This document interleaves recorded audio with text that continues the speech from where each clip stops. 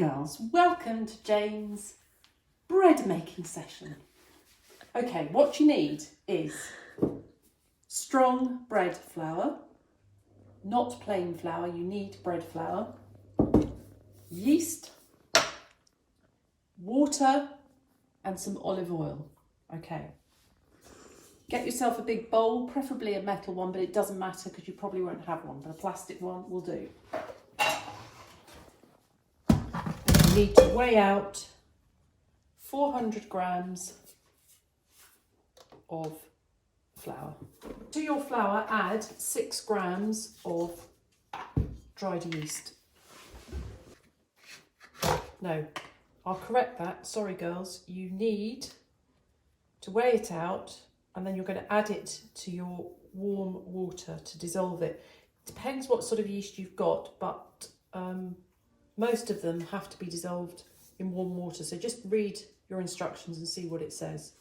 But you're looking for 6 or 7 grams of yeast. Next, you need your water.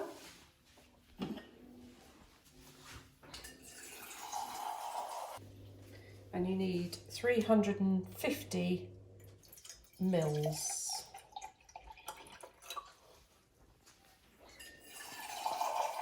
Right, now I warm this up gently on my Aga. You may not have an Aga, but put it in a saucepan or whatever. You don't want it hot, but you just want it a bit lukewarm. So when you can touch it and it feels slightly warm, that's the temperature you're aiming for.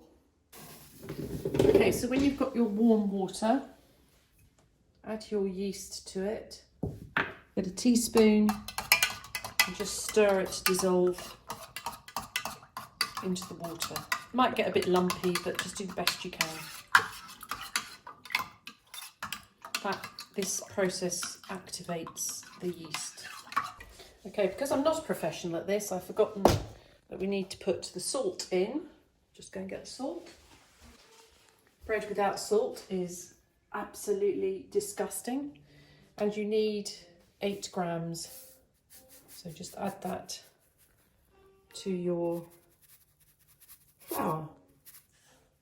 All great bread, or good bread, needs only these ingredients. None of that horrible stuff that you find in bread that you buy in the shops. Right, then you add your water and your yeast to your flour. Now the one thing that you won't have, but when all this nonsense is over I'll get for you, is go on Amazon. This is a bread. Yes, if you can get one of these on Amazon, fantastic, good idea. This is a bread scraper, and it's used for bringing the dough together. Now, if you don't have something like this, find something like this. Could be anything. Just a Spatula. Spatula, maybe. Yeah, anything that's kind of flattish, and you'll see what I'm going to do with it. So you then bring together your water and your flour. This is going to be quite a soft, squidgy mixture, which is what makes the bread so good. And you have to be in control of it, but just keep stirring the water into the flour. And you can see with the bread scraper, I can kind of fold it over and mix it in. But that's all you're looking to do really, is mix it in as best you can. Okay, scrape the bits. This is why a scraper is so good, because you can scrape all the dough off the sides of the bowl. Then you get, I've got this very fancy thing for making bread because it sticks very badly to my worktops. And you can just turn the dough onto your worktop or wherever.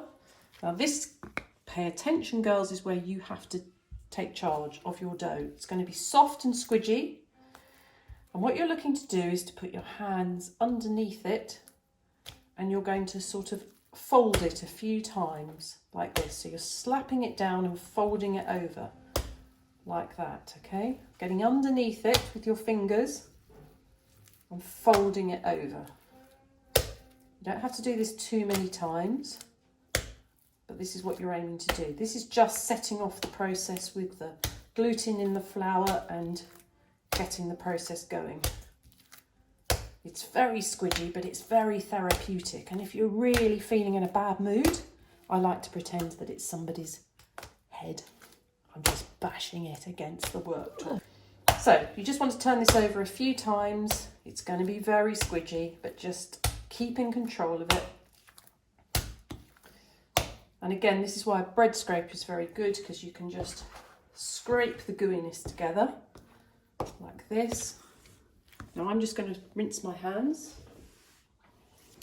Right, and in the bottom of my bowl, this bowl that my bread was in, my dough was in, I'm just going to add about 10-15 mils of olive oil. Olive oil in bread is great. And then with my scraper or whatever you can best use, you're going to take control of this dough and you're going to plop it onto your olive oil like that. Just scrape off the bits. It's all lovely and messy. This is when usually somebody rings on the doorbell or your phone rings and you've got that.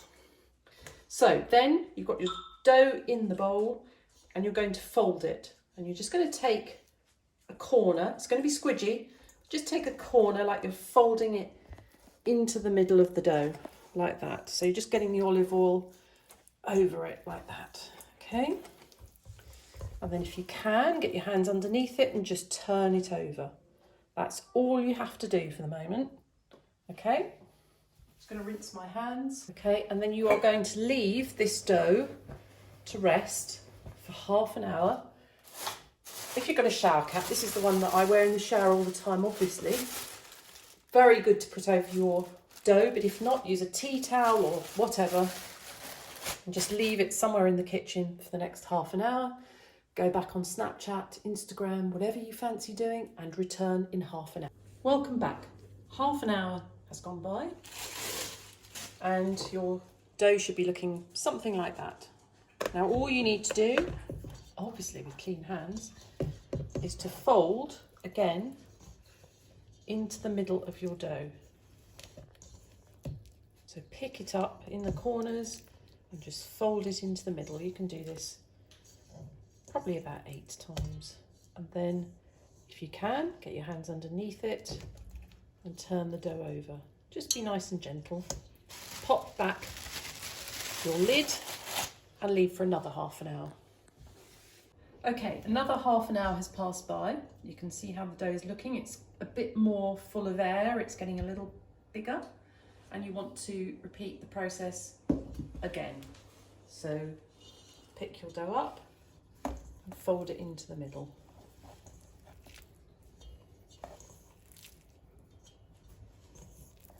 Very gentle, loving your dough. Again, get your hands underneath and just turn it over very gently. And you're going to leave it for one more half an hour. After you've made your dough, you are leaving it for 3 half an hours. Does that make sense? So we're going to do one more after this and we're going to add some cheese to it. You can see that the dough is bigger. That's because it's rising and there's lots of lovely air in there.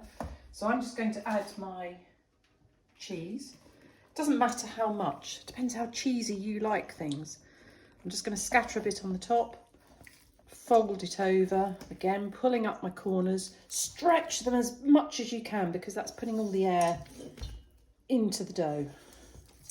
Okay, I've folded those over. I'm just going to get another dollop of cheese, fold it over. Okay, pretty much it.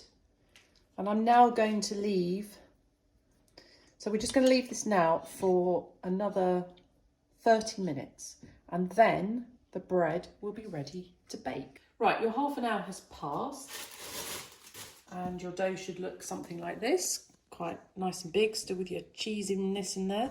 What you're going to need now is a baking tray and some baking paper. Don't use greaseproof paper, it will stick horribly. So you must be baking paper.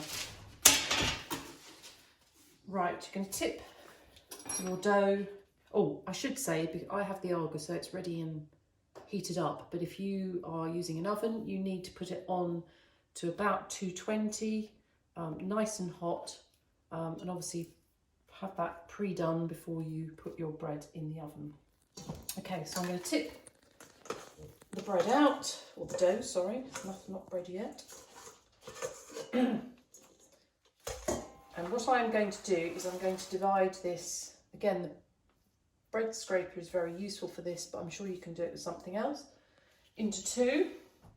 Again, it's still squidgy, but you've got to just be in control. Now all you're going to do is very carefully pick it up, and you're going to put it onto your baking paper like that.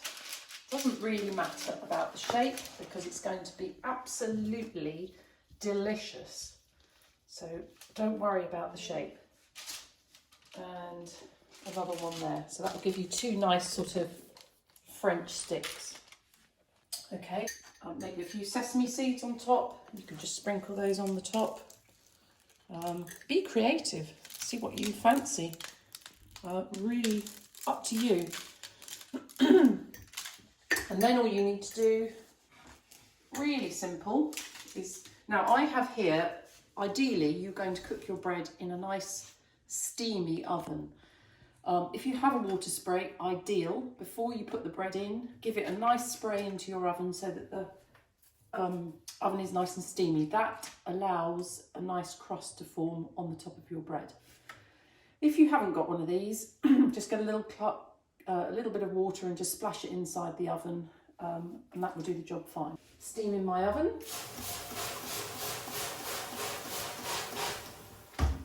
Take my bread, my dough, pop it in, and I'm going to cook that for 25 minutes. Ideally leave it till it's not too hot, because one, it's difficult to cut, and it's not great when it's really hot, but it is really nice warm. So we'll come back in 25 minutes and show you the finished bread. Okay. Right, 25 minutes later, this is what your bread should look like, or very similar. Delicious, soft, gorgeous, tasty bread. But as I say, leave it about 10 minutes at least to cook. Put it on a cooling rack so you don't get a soggy bottom. You'll have everybody in the house waiting for it to cool down, and get yourself some delicious butter and slap it on that bread. Enjoy, and please, girls, if you make this, I'd love to see photos. I'd love to hear how it went. If you have any questions, I'm not going anywhere, so ask me.